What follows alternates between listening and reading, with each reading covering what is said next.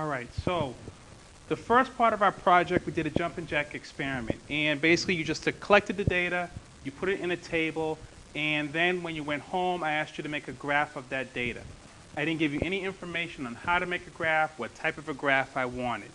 All right, so what we're going to do is we're going to actually go over how do you make a graph, all right? So the first thing to look at is all the vocabulary words. So you have a vocabulary sheet that's in front of you, and you should see all of these words. And let me get this out the way. All right, so a coordinate pair, a set of numbers that give me a coordinate on a graph. Scale, numbers on an x-axis that go in a pattern. X-axis, y-axis. So this is all the definitions of all the words that we have. So I'm going to give you a few minutes to copy all this down onto your vocabulary sheet. And then we're going to go into how do you actually place these things on the graph and where exactly are they on the graph. The type of graphs that we're dealing with right now are called coordinate graphs. The graphs that you all have dealt with in the past, for the most part, were bar graphs or pie charts or pie graphs, however it is that you want to look at those. So this is a coordinate graph. And the way that we started out is we have our graph paper, and we make these two lines. And what we call these,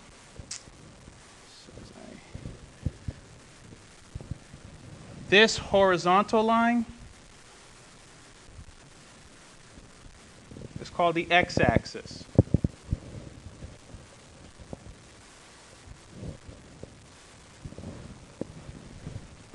The vertical line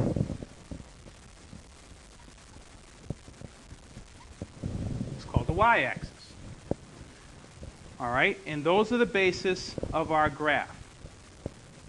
All right, go back to our vocabulary words.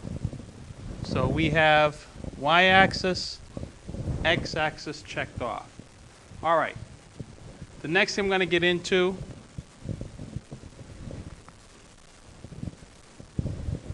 is our variables. So on the other sheet, on the vocabulary sheet, you see a variable is a quantity that can change. Now in our experiment, there were two things that were changing. Does anyone remember what they were? All right, the two things were the number of jumps and time. So those were the two things that were changing in our experiment. On any graph that we make, there will always be two things that we are comparing, two things that are changing. One is in relation to the other, and that's what we call independent and dependent. And the way that this goes, on your x-axis is always going to be your independent variable. And on the y-axis,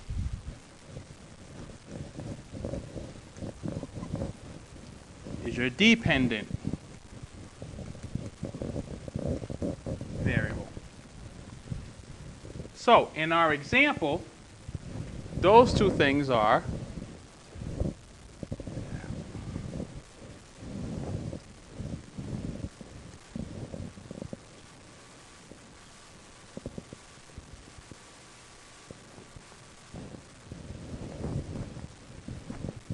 we have number of jumps and time. How do we figure out which one's which? It actually does matter. Now, the way that we do this, independent, means that this thing exists all by itself. So it doesn't need anything else to happen. So, can you just do the number of jumps? Or does something else happen while you're doing the number of jumps? In this case, yes. So what goes here is time. Time keeps going whether you keep track of it or not. Number of jumps is going to depend upon how much time you give someone as to how you count that. All right, so now we have our two variables on our graph. We'll go back.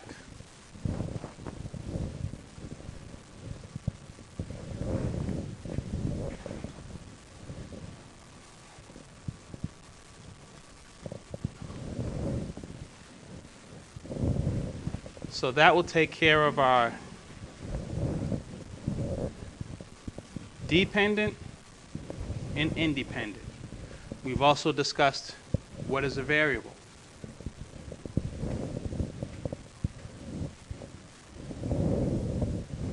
The next thing that we're going to discuss is our scale. So that's the next thing that we're going to get into. Scale is the numbers on an axis that go in a pattern, or what you skip count by. So when we look at this, when we did our time, we recorded it every 10 seconds. So what we're going to do is each one of these little marks, which is what we actually call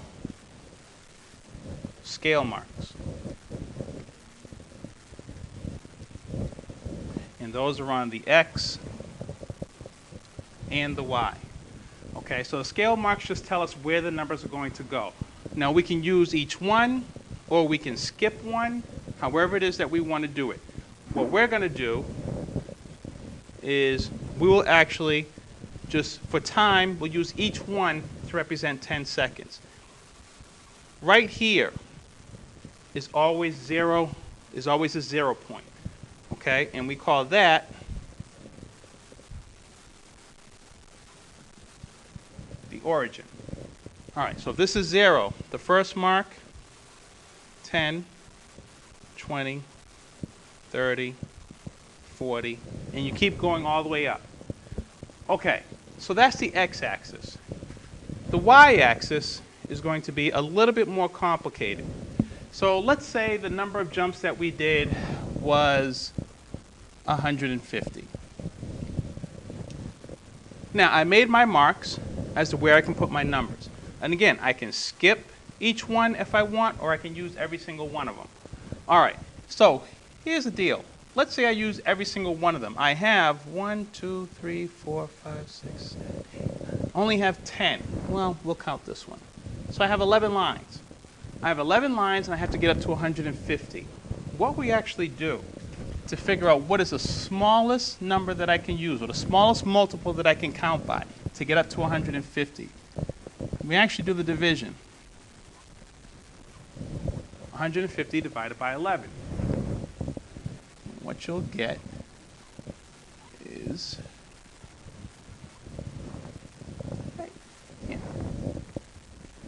14.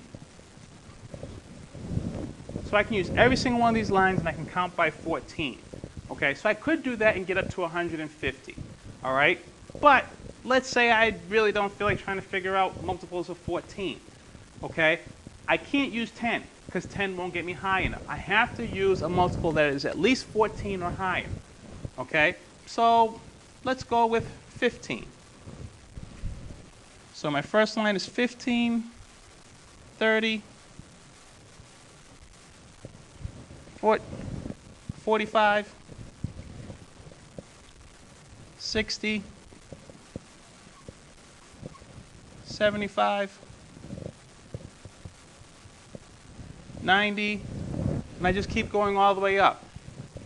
I have to get up to at least 150. I can go over 150, I just can't be below it. Okay? So then so that's our scale. And you see that the x and the y axis have different scales. The x is counting by 10s, the y is counting by 15s, and that's perfectly fine. All right? Now, the last part is to basically plot all these points. So let's say my first point on my, and we'll make up one.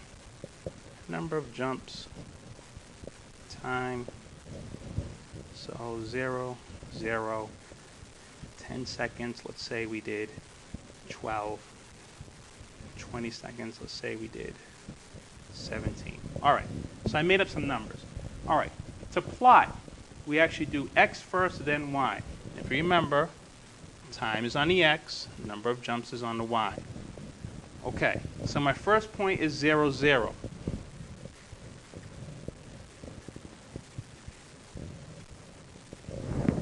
And so 0, 0. It's always right there. My next point is 10, 12. So 10, 12. You notice 12 is not on here. So I have to estimate that it's right about, that's too high. It's right about there, if you can see that. Let me change the color so you can see it better. So my first point was here. Second point here. That's better. All right. My next point is 20 seconds, 17. So let's say that's maybe about right there. Okay, and I'm going to keep going all the way down my table, plotting all these points. And what we actually call this is called a coordinate.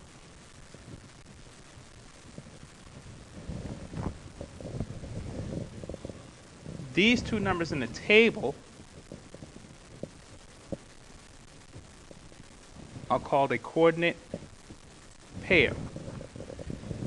For this particular coordinate, the coordinate pair is 20, 17. Remember, x always comes first, then y. Okay? If you look back at the vocabulary, coordinate pair, we have that. An x coordinate, position on the x-axis. Y coordinate, position on the y-axis. And let me see, we did scale. And I'm going to make a little note here. It's always written as xy. So that's our coordinate pair. All right, so it's written as xy. So that takes care of all of our vocabulary and how to make a graph. So what I'm going to ask you to do is you're going to go home if there's no more time in class, or if you don't finish in class, and you're going to redo the graph. All right, label everything properly and get it all set up. It should look something like this as far as time and number of jumps. You guys have a very good start. You have to figure out the scale for your y-axis. You'll have to figure out the scale for your x-axis. It'll probably be counting by tens depending upon how many scale marks you use. All right, so good luck with that. And we will discuss this further tomorrow.